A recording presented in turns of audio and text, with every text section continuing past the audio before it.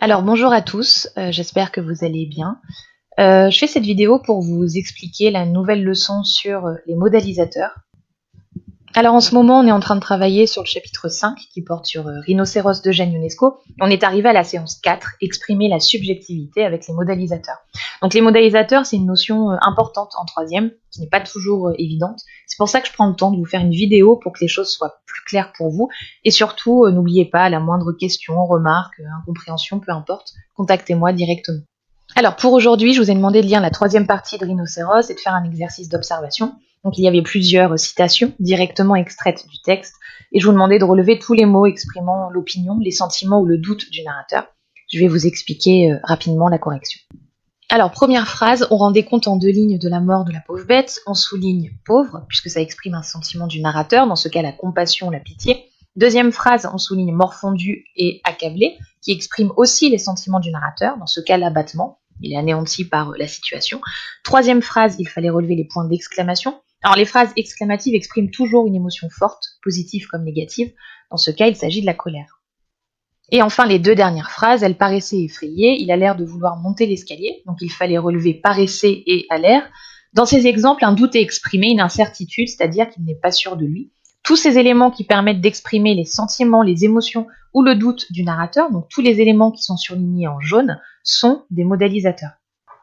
Alors sur le Padlet, sous cette vidéo, vous avez la leçon sur les modélisateurs. Je vous demanderai de l'imprimer ou de la recopier, mais avant, je vais vous expliquer cette leçon à l'oral. L'avantage d'une vidéo, c'est que vous pouvez mettre sur pause, réécouter, revenir en arrière, enfin bref, allez à votre rythme. Et je répète, si vous ne comprenez pas quelque chose, dites-le moi. Donc, pour commencer, on va faire plusieurs rappels sur ce qu'on a déjà vu dans l'année. Premier rappel, l'énonciateur et l'énoncé. Donc l'énonciateur, c'est celui qui parle, celui qui s'exprime, aussi bien à l'oral qu'à l'écrit. Par exemple, là, tout de suite, je suis l'énonciatrice et vous êtes les destinataires, puisque c'est à vous que je m'adresse, c'est à vous que je parle. L'énoncé, tout simplement, c'est ce que dit l'énonciateur. Ce sont les paroles prononcées ou écrites par celui qui parle, donc l'énonciateur. Autre rappel, l'objectivité et la subjectivité, deux notions que nous avons étudiées dans le dernier chapitre, celui sur la représentation de soi et l'autobiographie.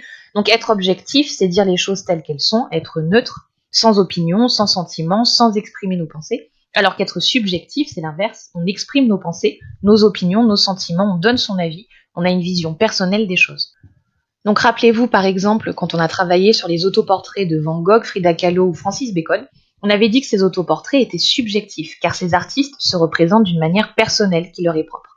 C'est ça la subjectivité, c'est exprimer nos pensées, nos sentiments, notre manière de voir les choses.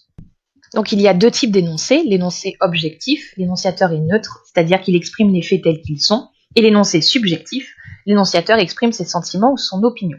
Donc dans l'énoncé objectif, deux enfants jouent dans le parc, c'est objectif, car on ignore les pensées du locuteur, c'est-à-dire de celui qui parle. L'exemple numéro 2, par contre, est différent. Deux enfants insupportables jouent dans le parc. Dans ce cas, c'est subjectif. Le mot insupportable montre l'opinion, l'avis personnel du locuteur sur les enfants. C'est donc subjectif.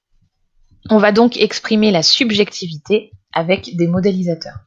Donc le mot modélisateur désigne tout ce qui permet à l'énonciateur d'exprimer sa subjectivité, c'est-à-dire ses sentiments et son opinion.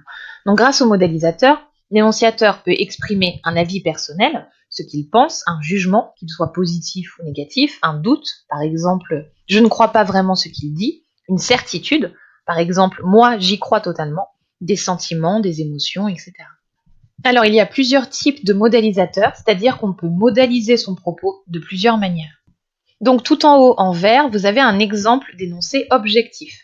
Le dernier film de cet acteur sort mercredi prochain. Donc c'est un fait, une information neutre, objective, sauf qu'on peut transformer cet énoncé objectif en énoncé subjectif, c'est-à-dire en phrase où le locuteur, c'est-à-dire celui qui parle, va donner son avis, son opinion personnelle, ses sentiments, ses émotions. Alors exemple, le dernier film de cet acteur incroyable sort mercredi, le dernier film de cet acteur pitoyable sort mercredi. À chaque fois, celui qui parle donne son avis sur l'acteur. Ce sont donc des phrases subjectives. Les modélisateurs employés, c'est-à-dire les mots qui expriment l'opinion du locuteur, sont incroyable et pitoyable. Alors incroyable appartient au vocabulaire amélioratif, c'est-à-dire positif. Pitoyable appartient au vocabulaire péjoratif, c'est-à-dire négatif.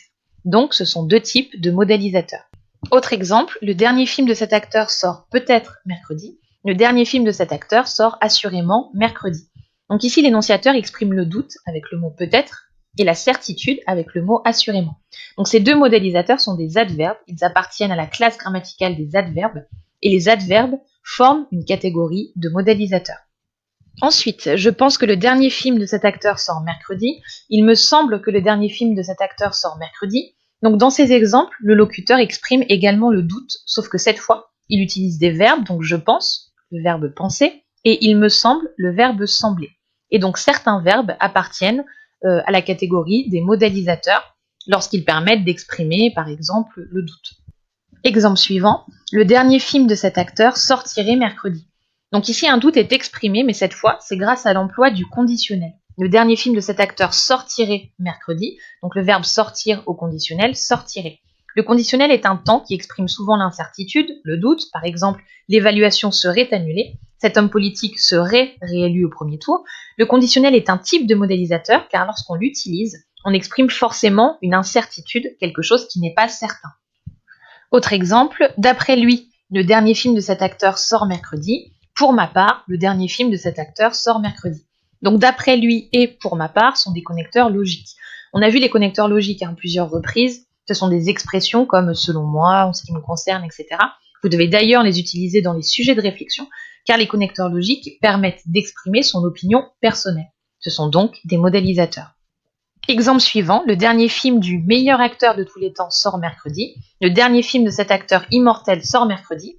Dans ces cas-là, ce sont des modélisateurs qu'on utilise quand on veut exagérer ce qu'on dit. Donc le meilleur acteur de tous les temps, c'est un superlatif. Donc les superlatifs, ce sont des expressions comme le plus fort de tous les héros, le pire film que j'ai vu. Ensuite, on a acteur immortel. Alors évidemment, l'acteur n'est pas immortel, on exagère. C'est comme mourir de soif ou avoir une montagne de travail à faire. C'est une figure de style et c'est une hyperbole. Et pour finir, le dernier film de cet acteur sort mercredi.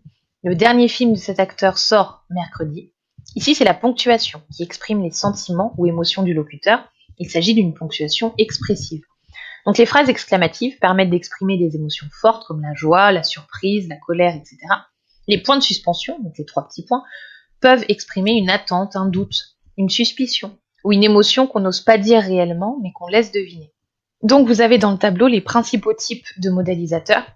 Donc le vocabulaire amélioratif ou péjoratif, c'est-à-dire positif ou négatif, les adverbes, les verbes, le conditionnel, les connecteurs logiques, le superlatif, l'hyperbole et la ponctuation expressive.